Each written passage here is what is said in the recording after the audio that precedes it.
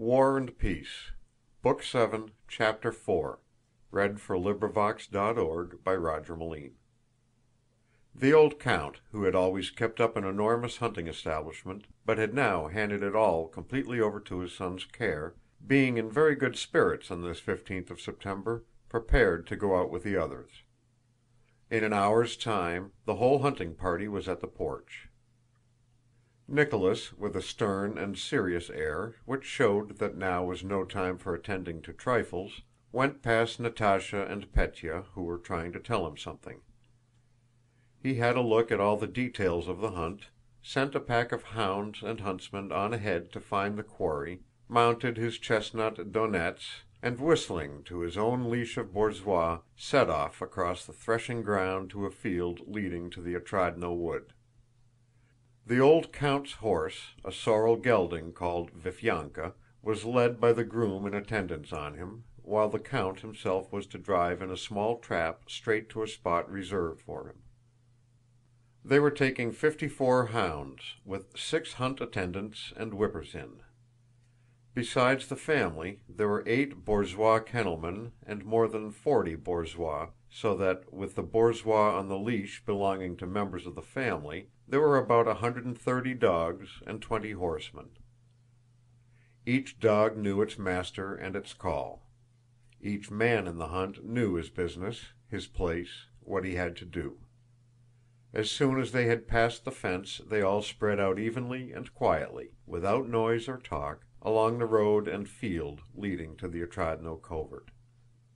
The horses stepped over the field as over a thick carpet, now and then splashing into puddles as they crossed a road. The misty sky still seemed to descend evenly and imperceptibly toward the earth. The air was still, warm, and silent. Occasionally the whistle of a huntsman, the snort of a horse, the crack of a whip, or the whine of a straggling hound could be heard. When they had gone a little less than a mile, 5 more riders with dogs appeared out of the mist, approaching the Rostóvs. In front rode a fresh-looking, handsome old man with a large gray mustache. "Good morning, Uncle," said Nicholas, when the old man drew near. "That's it. Come on. I was sure of it," began Uncle. He was a distant relative of the Rostóvs, a man of small means, and their neighbor. "I knew you wouldn't be able to resist it, and it's a good thing you're going. That's it. Come on." This was "Uncle's" favorite expression. "Take the covert at once, for my Gurchik says the Ilágins are at Korniki with their hounds. That's it. Come on. They'll take the cubs from under your very nose." "That's where I'm going. Shall we join up our packs?" asked Nicholas. The hounds were joined into one pack, and "Uncle" and Nicholas rode on side by side. Natásha, muffled up in shawls which did not hide her eager face and shining eyes, galloped up to them. She was followed by Pétya, who always kept close to her, by Michael, a huntsman, and by a groom appointed to look after her. Pétya, who was laughing, whipped and pulled at his horse. Natásha sat easily and confidently on her black Arabchik and reined him in without effort, with a firm hand. "Uncle" looked round disapprovingly at Pétya and Natásha. He did not like to combine frivolity with the serious business of hunting. "Good morning, Uncle. We are going too," shouted Pétya. "Good morning, good morning, but don't go overriding the hounds," said "Uncle" sternly. "Nicholas, what a fine dog Trunilla is! He knew me," said Natásha, referring to her favorite hound.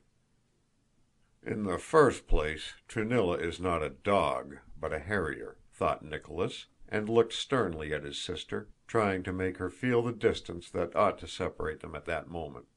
Natásha understood it.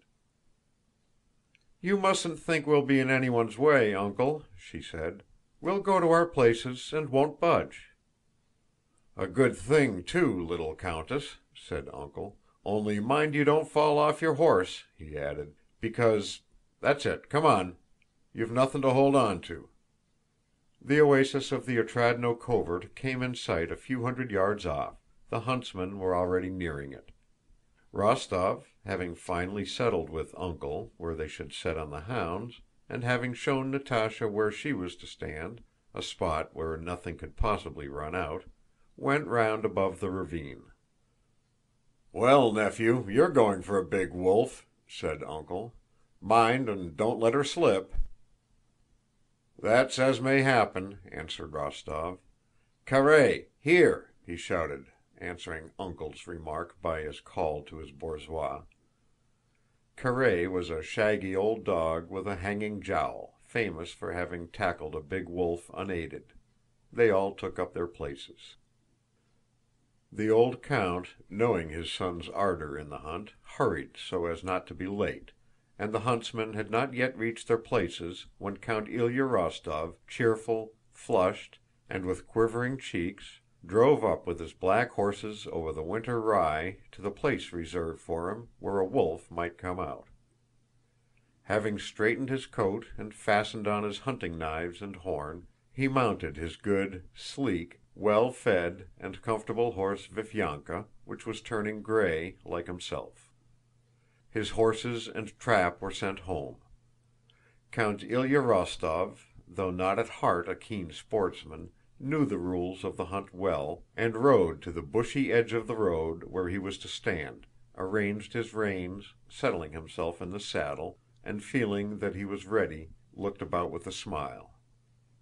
Beside him was Simon Chekmár, his personal attendant, an old horseman now somewhat stiff in the saddle. Chekmár held in leash three formidable wolfhounds who had, however, grown fat like their master and his horse. Two wise old dogs lay down unleashed. Some 100 paces farther along the edge of the wood stood Mítka, the count's other groom, a daring horseman and keen rider to hounds. Before the hunt, by old custom, the count had drunk a silver cupful of mulled brandy, taken a snack, and washed it down with half a bottle of his favorite Bordeaux. He was somewhat flushed with the wine and the drive. His eyes were rather moist and glittered more than usual, and as he sat in his saddle, wrapped up in his fur coat, he looked like a child taken out for an outing. The thin, hollow-cheeked Chekmár, having got everything ready, kept glancing at his master, with whom he had lived on the best of terms for 30 years, and understanding the mood he was in, expected a pleasant chat. A third person rode up circumspectly through the wood, it was plain that he had had a lesson, and stopped behind the count. This person was a gray-bearded old man in a woman's cloak, with a tall peaked cap on his head. He was the buffoon, who went by a woman's name, Nastásya Ivánovna. "Well, Nastásya Ivánovna," whispered the count, winking at him. "If you scare away the beast, Daniel'll give it you." "I know a thing or two myself," said Nastásya Ivánovna. "Hush!" whispered the count and turned to Simon. "Have you seen the young countess?" he asked. "Where is she?"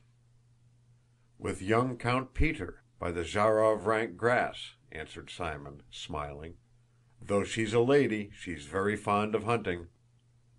"And you're surprised at the way she rides, Simon, eh?" said the count. "She's as good as many a man." "Of course. It's marvelous. So bold, so easy." "And Nicholas, where is he? By the Lyádov upland, isn't he?" "Yes, sir. He knows where to stand. He understands the matter so well that Daniel and I are often quite astounded," said Simon, well knowing what would please his master. "Rides well, eh? And how well he looks on his horse, eh?" "A perfect picture. How he chased a fox out of the rank grass by the Zavarzynks thicket the other day! Leaped a fearful place. What a sight when they rushed from the covert! The horse worth 1,000 rubles and the rider beyond all price. Yes, one would have to search far to find another as smart."